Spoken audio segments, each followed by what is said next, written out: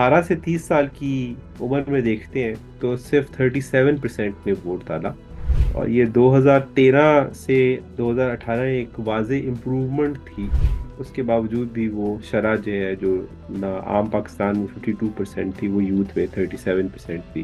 पाकिस्तान में general election 2024 8 फरवरी को मुनक्किद होने जा रहे हैं। इलेक्शन कमीशन ऑफ पाकिस्तान के मुताबिक इस इलेक्शन में 12 करोड़ से ज़ायद वोटर्स हिस्सा लेंगे। यूथ का इलेक्टोरल प्रोसेस में हिस्सा लेना बहुत अहम है, क्योंकि ये नौजवान नस्ल ही है जो मसाइल का सामना सबसे ज़्यादा करती है, चाहे वो एजुकेशन से रिलेटेड हो या अनएम्प्लॉयमेंट से। जियो डिजिटल ने इस टॉपिक पर बात करने के लिए इनवाइट किया है मिस्टर बिलाल गिलानी, जो कि गैलप पाकिस्तान के साथ एज एग्जीक्यूटिव डायरेक्टर एसोसिएटेड हैं। अस्सलाम वालेकुम mister Bilal Gilani, thank you for joining us. Well, सबसे पहले तो बताइए, जो आपकी टीम ने रिसर्च की है एग्जिट पोल के मेथड के ज़रिए, क्या रिसर्च सजेस्ट करती है कि यूथ की पार्टिसिपेशन इलेक्शन के दिन कितनी रहती है? 2018 की अगर बात करें तो 52% था वोटर टर्नआउट। तो ये टोटल वोटर लिस्ट थी, उनमें से 52% ने वोट डाला। मगर जब हम 18 से 30 साल की उम्र में देखते हैं तो सिर्फ 37% ने वोट डाला। और ये 2013 से 2018 एक वाज़े इम्प्रूवमेंट थी। उसके बावजूद भी वो शरह जो है, जो ना आम पाकिस्तान में 52% थी, वो यूथ में 37% थी। तो ये एक तशवीशनाक बात भी है कि जो लोग सियासी अमल में तो शामिल होना चाहते हैं, मगर वो सोशल मीडिया पे ज़्यादा एक्टिव हैं और इलेक्शन वाले दिन वोट नहीं डाल पाते। तो हमने इसको फिर मज़ीद देखा कि क्या वो खुद नहीं डालना चाहते या कोई ऐसे मुश्किलात हैं उनकी राह में, जो कि स्ट्रक्चर या इंस्टीट्यूशंस पुट करते हैं। All right. वेल, जियो न्यूज़ की टीम भी और मैं एज रिपोर्टर, हमारी टीम भी ग्राउंड में जाती है, लोगों से इंटरेक्ट करती है, यंगस्टर से इंटरेक्ट करती है, जिनके उनकी तरफ से लैक ऑफ इंटरेस्ट एक एलिमेंट सामने आता है कि वोट डालने का फ़ायदा नहीं है। तो आपके रिसर्च में क्या रीज़न सामने आए हैं कि जो पाकिस्तान की यंगस्टर है, जो एक बड़ी तादाद में यूथ पॉपुलेशन है, वो इलेक्शन और पॉलिटिकल सिस्टम का हिस्सा बनने के लिए इतनी मोटिवेटेड नज़र नहीं आती? हम अपने रीजंस को दो की जो बकेट्स हैं उनमें डाल लेते हैं। एक बकेट जो है वो लॉजिस्टिकल रीज़न है कि मैं ख्वाहिश तो रखता हूँ डालने की, मगर डाल नहीं पाता। तो पहला, जब हम लोगों से पूछते हैं कि भाई क्यों नहीं वोट डाला, तो वो ये कहते हैं कि मेरे पास शनाख्ती कार्ड नहीं है। ये जो 18 से 30 साल की उम्र के लोग हैं। तो मेरे और आपके लिए, शहर में रहने वाले लोगों के लिए ये काफ़ी अचंभे की बात होगी, किसी के पास शनाख्ती कार्ड ना हो और वो 18 से 30 साल की उम्र का भी हो गया, यूनिवर्सिटी वगैरह की एज का है मगर नहीं है शनाख्ती कार्ड। बट और भी रिसर्चर्स ने ये पे साबित किया कि जैसे ख्वातीन हैं, तो एक चौथाई ख्वातीन जो हैं, जो 18 साल से बड़ी उम्र की हैं, उनके पास शनाख्ती कार्ड मौजूद नहीं है। ये हुकूमत पाकिस्तान के अपने सर्वेज बताते हैं। तो वो जैसे एक का सर नाम DHS है।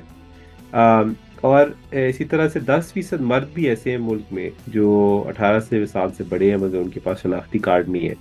तो ये शरह जब 18 से 24 साल, यानी अभी मैं एलिजिबल हुआ ही हूँ 18 साल का और मैंने अब शनाख्ती कार्ड बनवाना है, और उसका बुनियादी फ़ायदा मुझे कुछ ऐसे अफराद रह जाते हैं जिनको बुनियादी जो ज़रूरत है वो सिर्फ इलेक्शन में ही वोट डालने की है। तो एक लार्जेस्ट रीज़न जो हमें लोगों ने दिया वो यही था कि मेरे पास यानी शनाख्ती कार्ड नहीं है।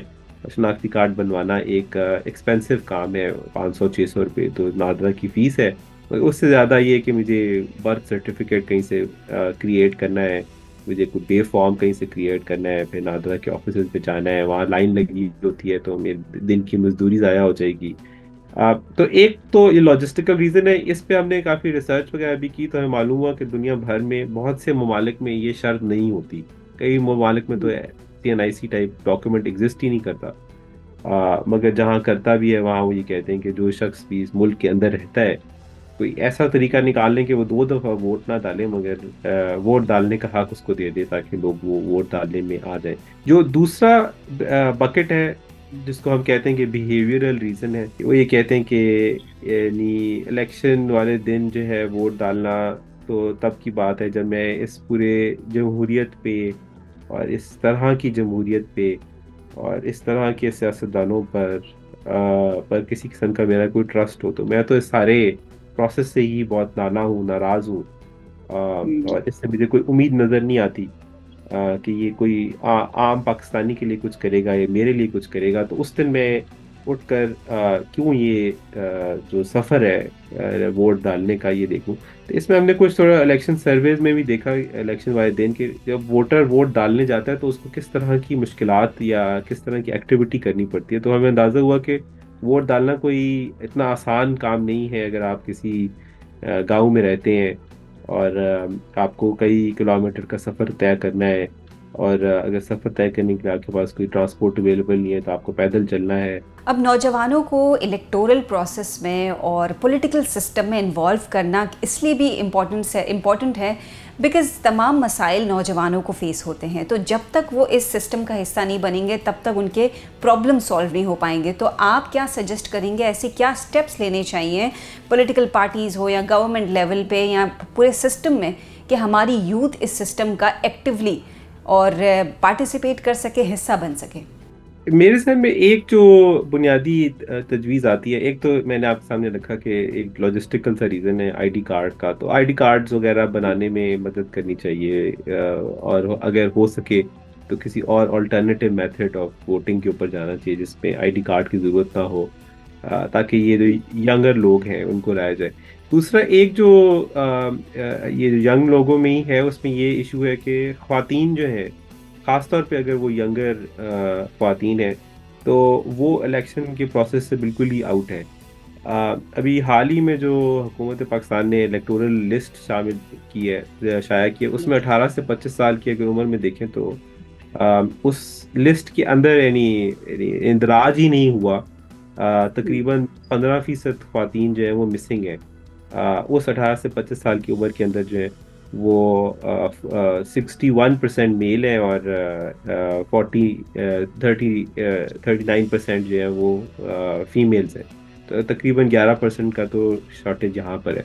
तो इस हवाले से आई थिंक फीमेल्स का वोटर इंदराज, और फिर मुल्क के अंदर एक ऐसा साजगार माहौल कि ख्वातीन को अपने लिए खुद एक फैसला करने का इख्तियार भी हो, और फिर ये कि इलेक्शंस के दिन वो किसी फॉर्म में वो एक ट्रांसपोर्ट, एक डिसेंट ट्रांसपोर्ट लेके वोट डालने जा सके। तो एक ये बुनियादी और भी तजवीज़ आती है। एक और जो मेरे ख्याल से लार्जर इशू है जिसको तमाम सियासी जमातों को कड़ी बैठ कर सॉल्व करना है, वो है इशू जो आपने भी पॉइंट आउट किया कि एक बुनियादी डिसअपॉइंटमेंट है इस सारे सिस्टम से, डेमोक्रेसी से, और अनफॉर्चुनेटली इंक्रीजिंगली पाकिस्तान से भी।